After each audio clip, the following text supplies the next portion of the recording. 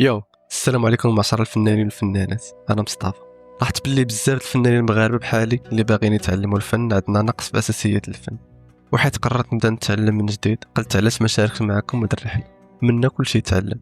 المهم في هاد رمضان المبارك غادي نمشيو في رحله فنيه مع بعضنا 30 يوم ديال الرسم والفنون وجدا ديال الستون، وهادو اهم النقط اللي غادي نتعلموا نطرقوا لهم في اساسيات الفن.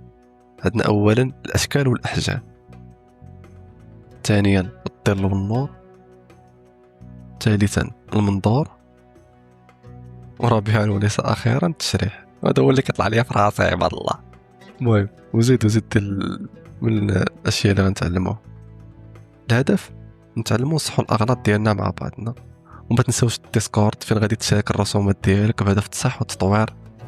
والنصيحه ديال اليوم والمشكله ماشي تغلط، المشكل انك ما حاولتش اصلا. رمضان مبارك خوتي الفنانه وتهلاو.